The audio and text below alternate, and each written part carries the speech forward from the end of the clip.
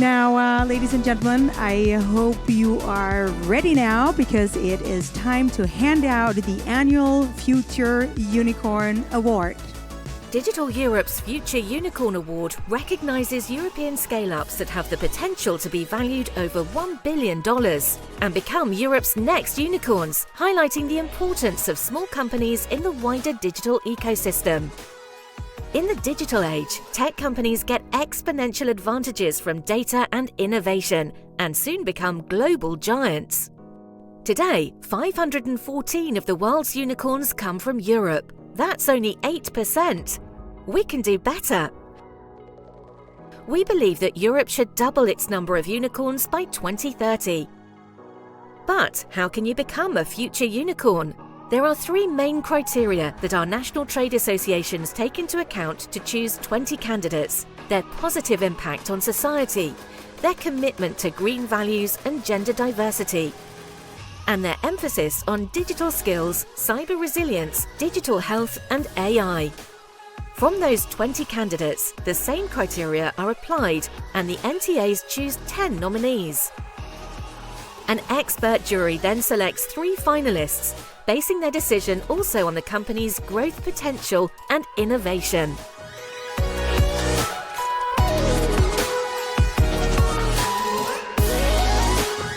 And the winner is announced at Masters of Digital. Join us in Brussels or online at Masters of Digital. Head to mastersofdigital.org. Thank you. And to introduce the European Commissioner for Innovation, Research, Culture, Education and Youth, here is Director General of Digital Europe, Cecilia Bonafel-Dale. I am super delighted. This is actually the 7th time that we hand out this award. It was a crazy idea of mine when I came to Brussels. I heard about all the dangers and how terrible, tech and oh my God. And I was like, what? All the beautiful things we do for environment, for health, for the climate. And I really wanted to bring the future tech giants into Brussels and to be heard and to be seen and the great things that they do. And here we are, 7 years later. We have a big alumni of over 100 scale-ups. And it's always been a tradition that we have the Commissioner for Research, Development and Innovation basically handing out this award. This is why I am very, very happy to welcome on stage Commissioner Ivanova. She is the European Commissioner for Innovation, Research and Culture, Education and Youth. And she's also been an MEP from 2009 to 2012. And not least, you have worked in investment as a business analyst in various financial and banking institutions, which is an upside definitely for future unicorns to have that kind of competences on stage. Welcome to the Commission stage.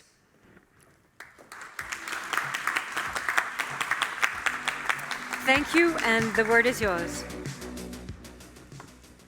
Thank you very much, dear Ms. Bonafel-Dale, dear members of Digital Europe, esteemed finalists, ladies and gentlemen. It is an immense honor for me to be here today, and thank you very much for this new edition of the Future Unicorn Award.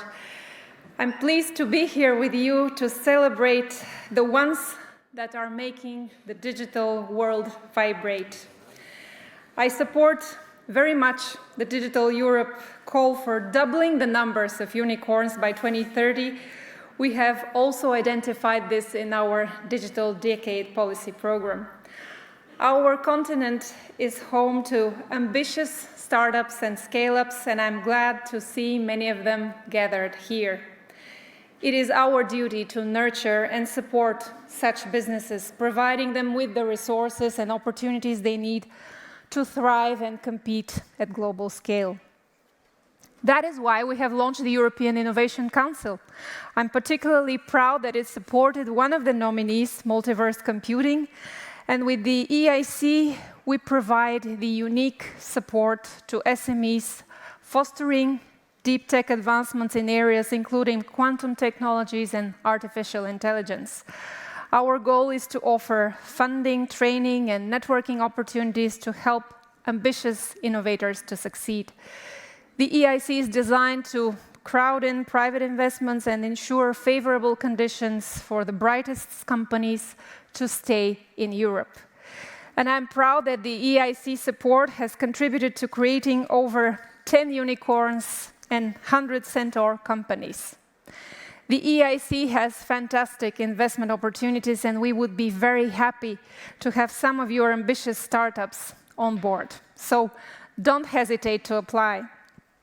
We also support artificial intelligence and the digital economy with sets of other instruments. The EIC is only one part of our European Research and Innovation Program, Horizon Europe, and we expect to invest through Horizon Europe 23 billion euros up to 2027 in enabling the digital transition. The Digital Europe program as well, with a budget of 7.5 billion over 7 years, provides strategic resources to high-performance computing, artificial intelligence, data spaces, cybersecurity, digital skills. And in case you missed it, just last month the Commission proposed to extend access to the EU supercomputers for startups active in AI in order to foster their growth in this vital sector. We must pursue our efforts to match our global partners and competitors in unicorn growth and scale-ups.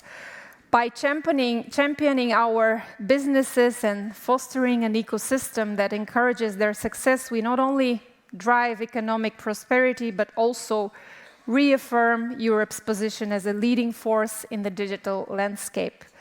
I firmly believe that if we continue to work together, we can make an impact. And the future Unicorn Award is the witness of the vibrant creativity of innovative companies in Europe. And you should know that we will be there to support you. Congratulations to the nominees for nurturing the seeds of creativity. Thank you very much.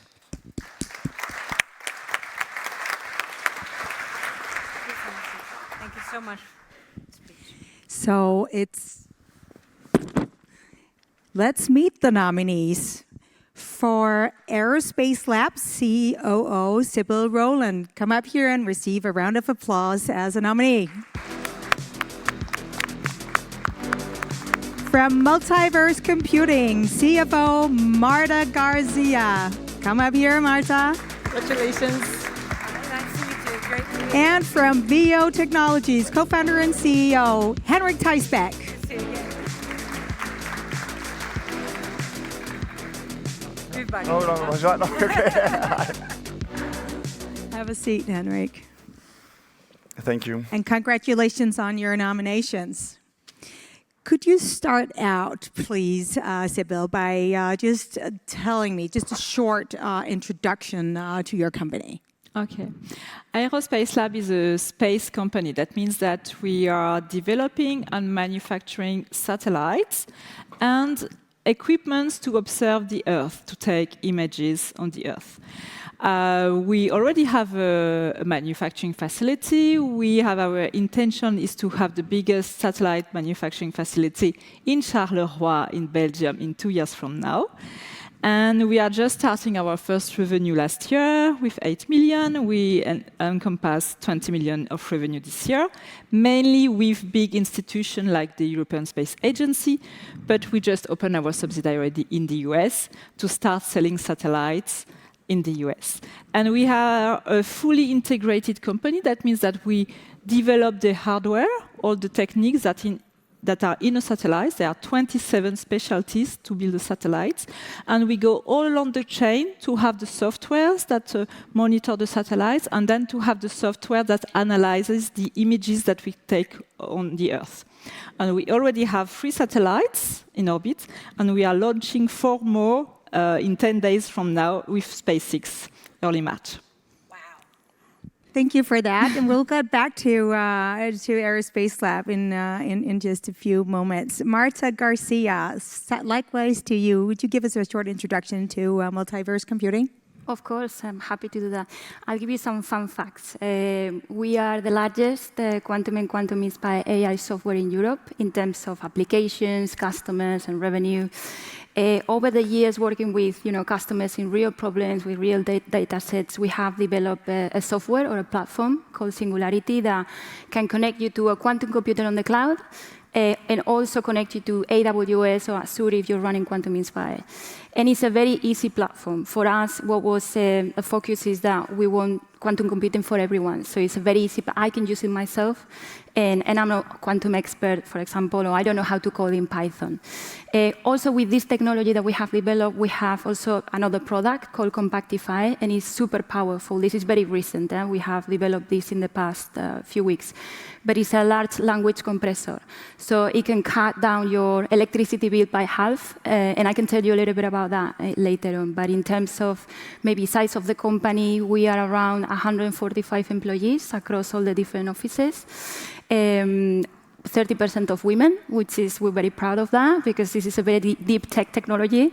And also the verticals that we have applications for many verticals, but the ones that we are focusing the most is finance, energy, manufacturing, cybersecurity, and defense. Well, thank you for that. I can see that the Commissioner, as well as the Director General, are smiling all over their faces on those statistics. Maybe you might get back to that too, Marta. Okay. Henrik Theisbeck, I know that you actually brought sort of a presentation for us, introducing us to VO Technologies. Yeah. A video. Should we play Yeah, sure. You wanna play that? Yes. Okay, sure. At VEO, we believe sport play an important part in our world and our societies. More than 1 billion people around the world participate in sport, but only few of them have access to technology. We've developed an affordable AI-powered camera that can automatically film games. Last year, we filmed more than 2 million games across the world. With our technology, coaches can better develop talent, players can share their unique moments with the world, and parents can live stream their kids' games. Our mission at VEO is to make sports technology accessible to all. If I should describe VEO's mission with one word, it would be democratization. Today, we're working with more than 100,000 teams, primarily in football, and we have a plan to grow that to more than 1 million teams within the next few years. We do that by growing our camera base to more countries, but also to grow into other sports, such as basketball and rugby. Ultimately, we want every sport team in the world to use our technology. Thank you. And Henrik, I might, following up, ask, well, that sounds like everything in the world is going to be recorded by you as long as it's sports. Does it go beyond that? No, we focus on sport alone. There's plenty of growth for us to do there. No, I think what's important is that I think today we talked a lot about all the challenges in the world, all the stuff that sets us apart, the wars, the conflicts. And I think what's important is also to celebrate what actually unites us. And that, to me, is sport. Sport unites our societies, our countries. So sport is important for our kids to get them off screens, good for public health. The problem in sport is that technology in sport has only been for the few professional teams. And our mission is basically to make it possible for every team in the world to use technology. There's more than 1 billion fans and players around the world that doesn't use technology in their sport, and if we can help amplify the positive effect that sport has in the world, then that's our mission. Thank you. And I want to ask you at Multi-Rise Computing. So quantum computing seems to be quite a nascent technology still. How do you envision your role in bringing quantum computing into society more? No, I appreciate how you have phrased the question, because it's going to help me explain that even though, most people might think that this is a very early technology because, quantum computers still don't have that many qubits, even though they have qubits. They're a little bit noisy. Our approach is always been completely different. We've always thought, this is what we have. What can we do with this? What applications can we do now? What business value we can extract from this now? So we are working on the now and on the future. And maybe more towards the impact of this, how this technology is impacting society, because it is already. maybe let me explain it in maybe in a general way, how this technology impacts sustainability, for example. Then I'll take it down, if I have the time, if you allow me, to just give you just a couple of applications so you're going to understand how real and tangible this technology is and that is happening now, But just to start with, quantum obviously is another paradigm of computing. So being very simple and very general is a green computing, it's sustainable. But just to give you some facts and some numbers, just to make it a little bit more real, I think it was Ireland a few weeks ago that announced that by 2026, 30% of the electricity is going to be deployed in these data centers, which is not sustainable. We're always talking about AI and infrastructure, but we have a bottleneck. There is another example. There was a plot taken from The Economist a few months back that is a very easy plot, and it shows the amount of computational power that is needed to train AI simulations. Again, you can see the line going into the horizon in vertical, so it's not sustainable. We have the technology for this, to make AI more powerful and obviously sustainable. Maybe some, again, facts and numbers, just to make it a little bit more real. But for example, quantum-inspired algorithms, they are between 100 and 1,000 times faster than just traditional ones, so more efficient. And they require 80 times less memory to be trained, so again, more efficient. For example, I was mentioning before how we have this platform called Singularity, but also another product called Compactify. Sorry. So I was just going to say very quickly, but Compactify is a very, very powerful tool. It cuts by half, the electricity bill, for example, in terms of training and running LLA models and AI simulations. Sorry, are you going to say something? No, I was going to say, I know you're so enthusiastic about describing your company, but we need to leave a little time for the others to tell about theirs as well. You can finish up your sentence. Okay, sorry about that. It's just going overboard. But no, I was just going to say that in general, our technology is sustainable. It's going to allow for AI to develop. And just very quickly, just going down to an application that we are very excited and it's going to be an impact in society. This is confidential, but we're in discussions with this hospital, for example. It's a high-level hospital with hundreds of IC units where they collect samples every 5 milliseconds. And we are developing, or we will develop a tool that will allow doctors to know what patient is going to have a crisis in the next 15 minutes or so. So that's it. This is for you to see how real this is. Sorry. Very, very powerful, very interesting. Thank you so much, Marta. Likewise, I want to ask you, Sybil, when you talk about the impact you're going to have and the ambitions you have, it's very impressive. But what is it that makes your exact approach to satellites so unique? Our approach is what we call vertical integration. That means that in space, usually, companies are integrators. They are taking technologies on systems from different companies. Eclectically, or like automotives, like for example. That means that usually when companies want to have a satellite to launch it, it takes years because everything is designed, everything takes. The supply chains are very long. Our approach is that we have developed everything inside the satellites, even the onboard computer, the radio, everything. That means that we understand every piece and we are very agile to adapt the design and to masterize all the supply chain. So this is something very key. And it is even a stronger argument now because you may have read in the papers that we are talking a lot about the debris on orbit. What about pollution in space? That means that now we know everything in the satellites. That means that we can integrate new constraints for the future to be sure that we can deorbit our satellites, that the satellites are really going to burst before entering the atmosphere, this kind of thing. So it's more like making sure that we can masterize all the satellites for short delivery time on better performances.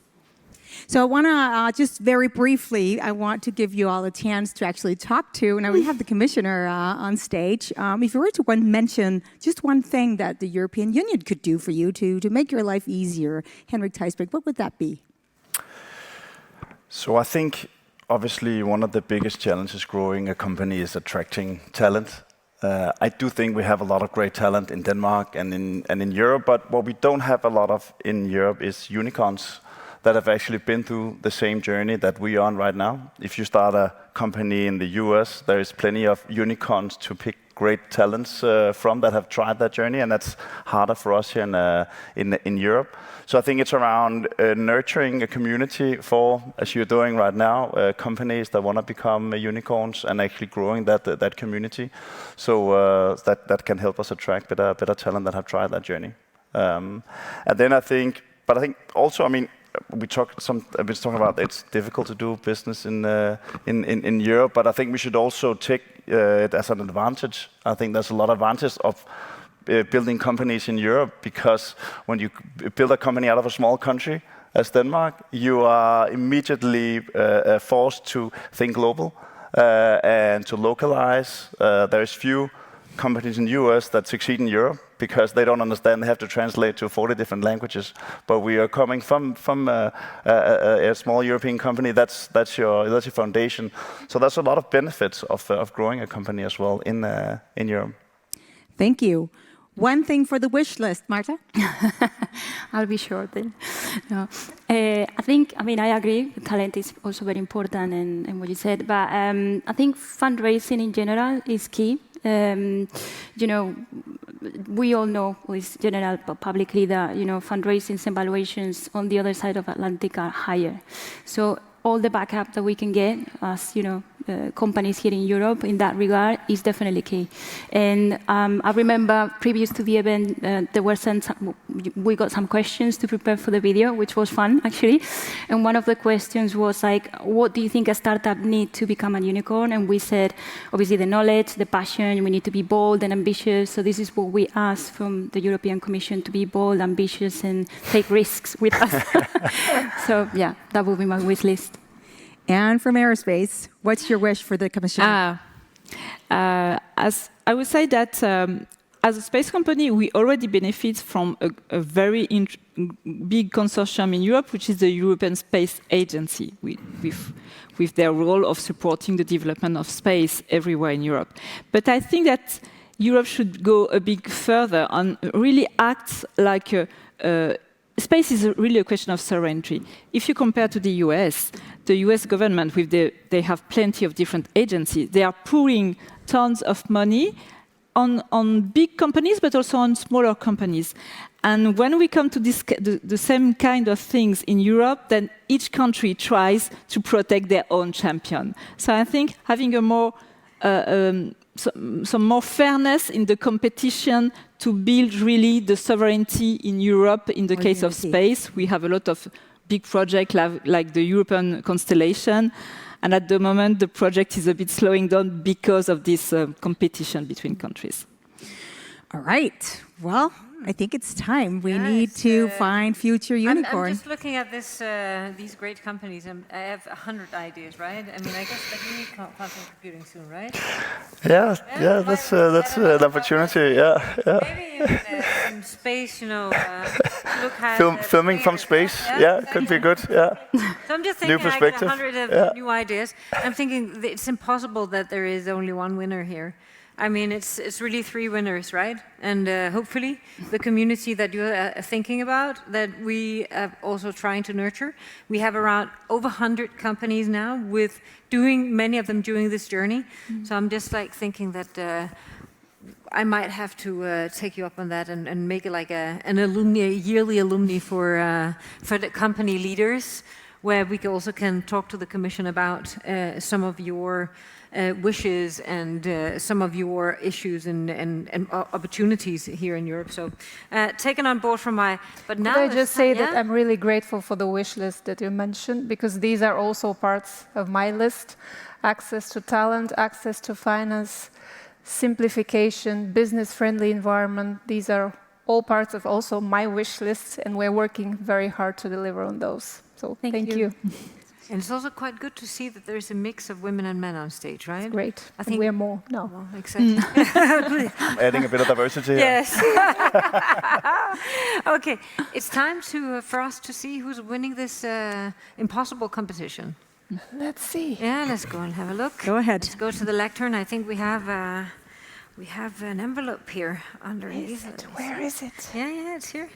See? So I'm going to give you this one. And I'm going to open it for you, huh? And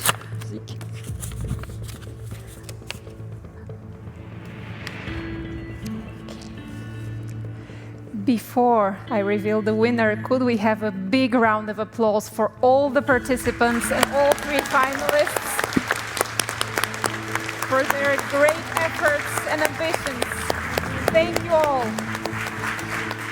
And now the big moment. The winner is Multiverse Computing. Congratulations. Congratulations.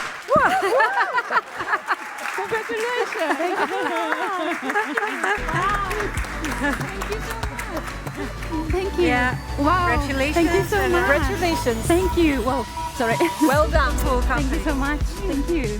Super proud of it. Thank you. Congratulations. Thank you. Seriously. Can we have hands high like this? Up, up, up.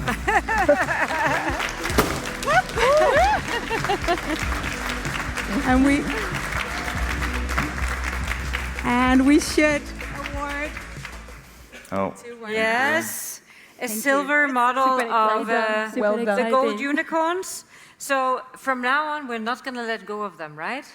We're going to follow your journey to the skies, right? Thank you so much. Amazing companies, amazing innovations. Thank you so much, Commissioner, for taking this on board. And congratulations to the 3 of you. Congratulations Yeah. to all. Thank you. Thank you very much.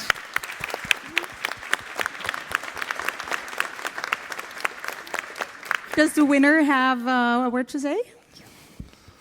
What? So I didn't prepare. Oh wow. Okay. Well, thank you so much. Now you are short, huh? Yeah, I know. I'm sorry, I words. went over. No, but thank you so much, Digital Europe and everyone that makes this type of event possible, because obviously this gives us a lot of visibility, a lot of support for us to be able to speak to you and tell you what we need to become a unicorn. So we take this on behalf of all the team at Multiverse. I have here my CEO, Chief Growth Officer, and we're very super proud. We're going to make you all proud. We promise we'll make you all proud. So thank you. Thank you. Thank you so much, everyone. Thank you, Commissioner. Please. So let's just hear it once again for all 3 nominees for Future Unicorn. Yeah, ladies and gentlemen. Congratulations.